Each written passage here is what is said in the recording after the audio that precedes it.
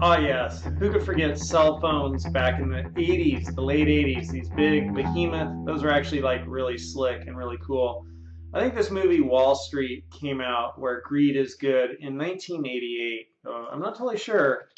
Wall Street Wiki, Wall Street movie, 1987. There we go. 1987 it came out. So that's what cell phones look like in 1987. And in this video, we are going to knock out a couple of topics related to telephones and phones because phones are a network.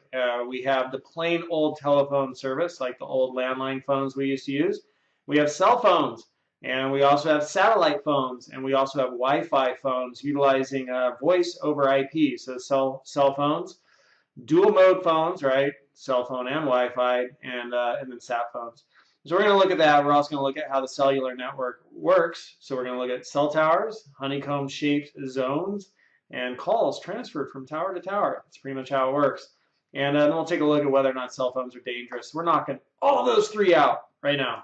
And there is, you know, the old 80s cell phone. Here's a history of cell phones up to that one. And of course, not including the cool, new looking Android phones and iOS iPhones. Cellular networks. If you go to Wikipedia and you look up cellular networks, of course, right, we all know what cell towers look like. But you will see these kinds of diagrams right here if you start looking into how does the cellular network work. And basically what this diagram shows us is that there's a cell tower, and your cell phone connects with that cell tower. And if you're within range, you could connect. And if you're outside the range, if you're standing out here, you wouldn't be able to connect. And as you move through this honeycomb of cell phone towers, your call gets transferred, was first maybe connected to this tower, but then when you get right here, now it starts connecting to this tower, and then as you move over here, and it starts connecting that tower. So you could transition from tower to tower as you're moving with your cell phone and maintain a constant call. You know, so you don't lose your call. Well, sometimes you do if the connection, if you're too far away. Like if I was to travel like maybe out that way, I might lose the call, right? I might pass outside the range of both those towers. But if you're moving within range of towers, your call will go from tower to tower and you maintain the same call. So that's just, you know, something to know about. And here you see again sort of like that same diagram, except now we've got circles. So sometimes you'll see it with circles, sometimes you'll see it with these octagons or whatever the heck those are, however many sides they have. But that's the general concept. There's a bunch of towers, and your call can get transferred from tower to tower as you move along. So here's a little bit more of a, you know, scientifically engineered-looking diagram, whatever, with a few other things in there. You've got base station, what BSS stands for base station controller, and then you have transcoding gateway, which is not in that diagram, and you have the mobile switching center, you know, and then the phone service telecommunications network. Maybe that's what that stands for right there. I don't know. But again, here, just this diagram of cars moving through these honeycomb things where the cell towers have a certain amount of range and your call gets passed from tower to tower as you move along. Something else to know about with your phone. Can I be tracked with my cell phone? All right, that's an interesting thing to Google. How to track a cell phone. Here's how cell phone hackers can easily track your location. Can someone stalk you using your smartphone? How do I track and follow a cell phone? How to keep my cell phone from being traced. If you have a smartphone, anyone can now track your every move. How to trace mobile phone location. So some people don't know this. Maybe a lot of people don't know it. I don't know. Who knows? I haven't done a survey. But cell phones will broadcast your location. So inside every cell phone is a GPS technology, global positioning service technology that knows exactly where you are at.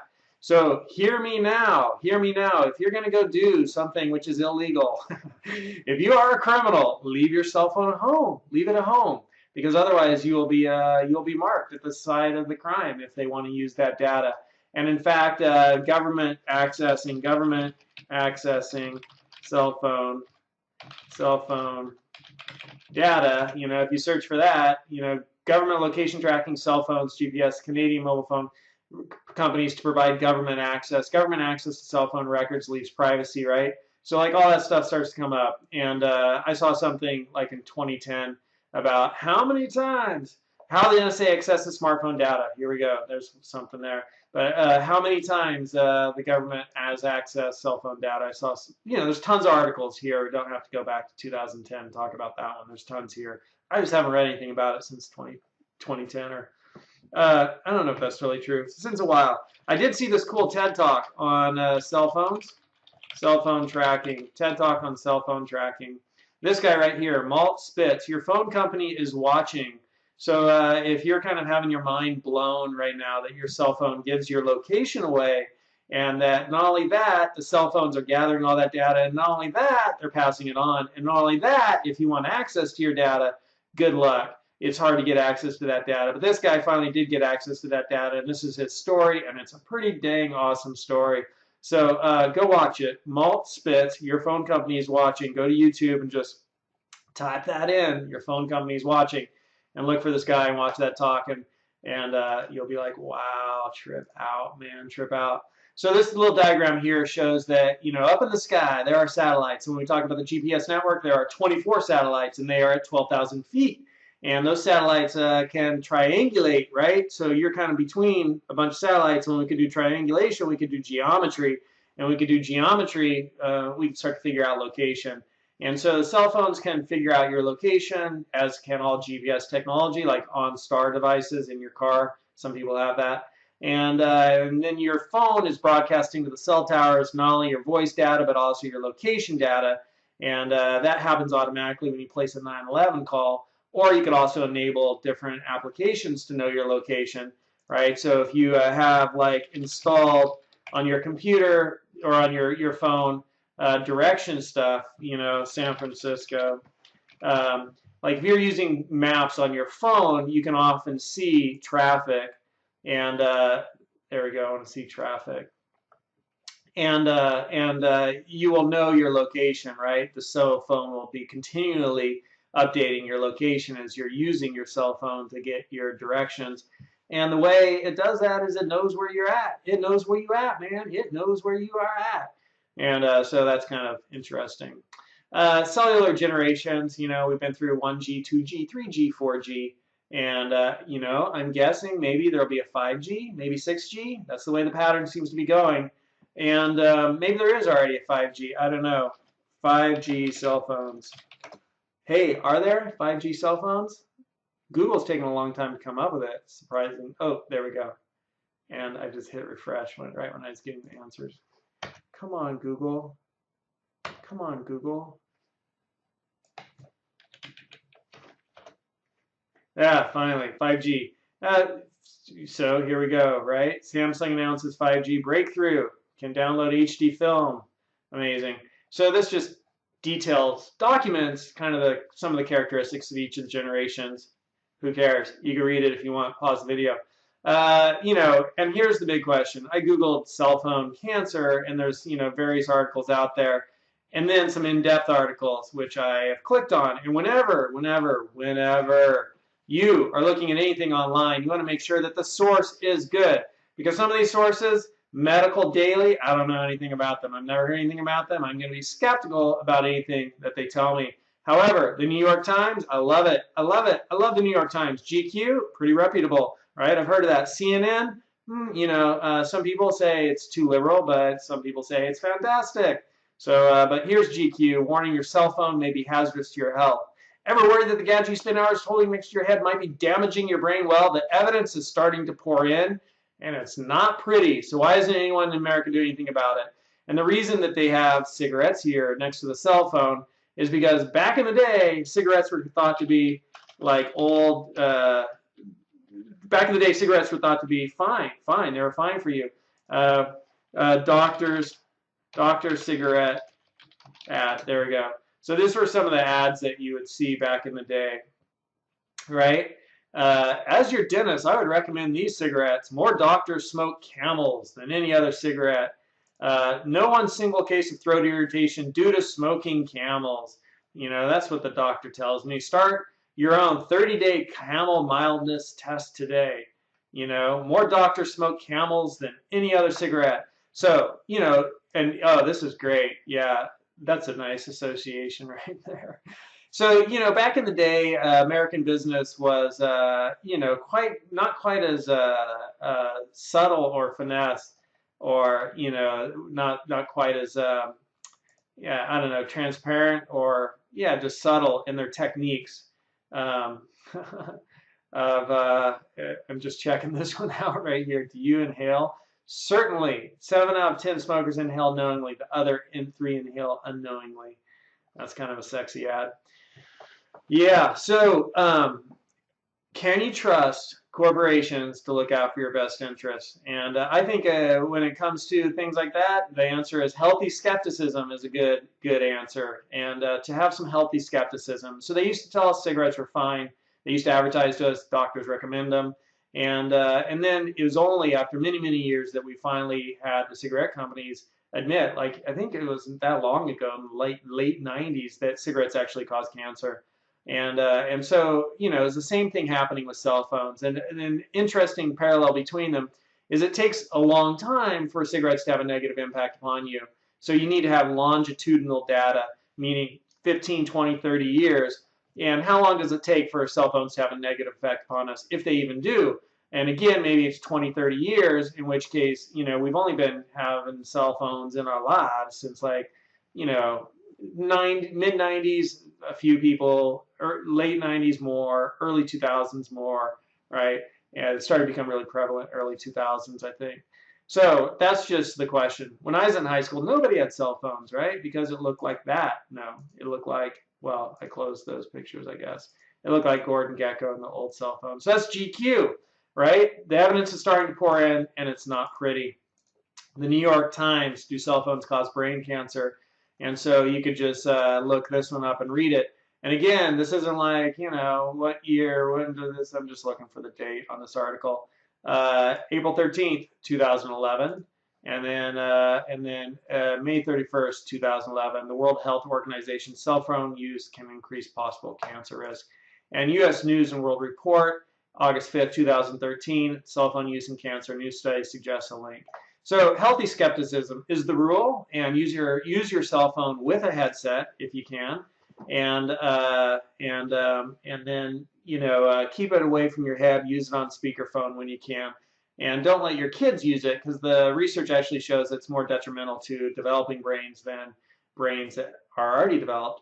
And so don't let your kids play with your cell phone, or put it in airplane mode if they are, so it's not broadcasting as much. It's still broadcasting, but maybe not as much. Better yet, just don't let them play with your cell phone. And yeah, so just practice a little healthy skepticism when using your cell phone, because who knows? The verdict's still out, but some of the evidence is starting to pour in, and it's not pretty. So Wikipedia has some information upon the health effects too. So we talked about cell phones, talked about the cellular network, talked about towers, talked about those honeycomb-shaped cells and transferring calls between towers. You use your cell phone. The next thing to talk about is satellite phones, right? So here you can buy a satellite phone from $500 to $2,000. That's how much they cost. And if you want to pay for the minutes, it's about $1 a minute right here, 40 minutes for $40, or 200 minutes for $100, in which case it's 50 cents a minute.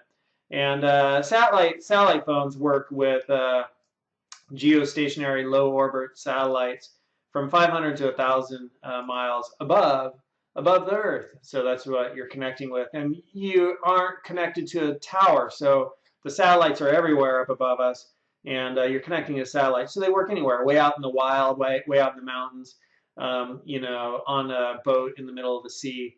And so that's a cool thing about those. And there's also like a lot of really cool devices now, like backpack GPS units, right? Backpack GPS unit. There we go. And you could get like these backpack GPS units, and some of them will allow you to text and send a message. So it'll help you find your direction, find your way, and then they could also signal for help. If you're way out in the woods and you break your leg or something, boom, get help, and they'll know where to fly the helicopter to, or your friends will know where to hike into if you need some help. So the next thing is Wi-Fi phones. So some phones will allow you to make calls on Wi-Fi networks, which maybe that saves you money. I don't know. I don't have a cell phone. How do you like that? I don't have a cell phone. So mobile phones, Wi-Fi phones. Some cell phones you can do Wi-Fi calls with them. And I look for iPhone Wi-Fi calling, and it looks like you need to install an app to use an iPhone to do Wi-Fi calling. And Wi-Fi calling is also more commonly known as Voice over IP, or VoIP, VoIP, right there. And they have Voice over IP phones, and IP there stands for Internet Protocol. When we talk about protocols in networking, like TCP/IP, Transmission Control Protocol, Internet Protocol, that's one of the protocols used on the internet for transferring data from one place to another. So these are phones that will break your data up into packets and send it over the internet using Internet Protocol. That's why it's called Voice over Internet Protocol. And that's very different. That's packet switching versus circuit switching, right? That's a packet switched network as opposed to a circuit switched network. And so these phones just continually break your voice data up into little packets and send it back and forth. And that's how it works. And that would be full duplex, right? Because it's two-way communication happening at the same time, full duplex, as opposed to half duplex or simplex, where simplex was just, I am only talking with you, this is going one way, it's simplex. Whereas half duplex would be if we were able to go back and forth like a walkie-talkie, over, right? And full duplex is real-time communication like on the phone. So this is voice over IP phone, and I have one in my office now at work. They just put it in this year. And so you can also see voice over IP at Wikipedia instead of just VoIP, right? VoIP phone. Here's voice over IP that talks about it a little bit more. It gets very technical. Finally, last thing I want to point out is voice over IP, right? You could do that right now from your computer if you have a good connection, good bandwidth. If you have good bandwidth on your computer at home, you could go to Google Voice and you could start making calls. You could call people all around the world, and you might get rates that are a heck of a lot better than if you're using your phone company. So you could just connect to the internet and you could call anybody. You could even call people on their landlines, right? Or on their cell phones, any phone number, you could call it. Just go to Google Voice. You could set up your own phone number. People could call you. They could leave you messages. It's pretty cool. And you'll have one phone number, and you could also forward those calls to any other phone number you want.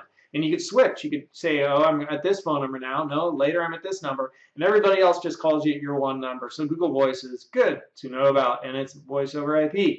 Finally, that's also pretty much what Skype does, but I don't think Skype is quite as cool. And if you click on Skype, it looks like these people are like gambling or something. They're so excited and happy about what's going on with their computer. So they must be having a good time talking to somebody. But Skype is voice over IP, like Google Voice, but don't use Skype. Use Google Voice.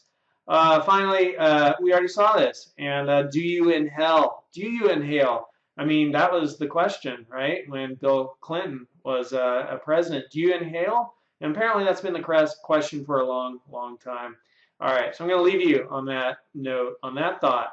Do you inhale? We've been learning about cell phones and sat phones and Wi-Fi enabled phones and voice over IP and whether or not cell phones cause cancer and the cellular phone network and cell towers and satellites and the honeycomb thing. And that's one type of network that's out there, is the telecommunication, cell phone, talking to people voice to voice. That's a big network. It's a huge network. It's huge, huge. And the question I leave you with is, do you inhale?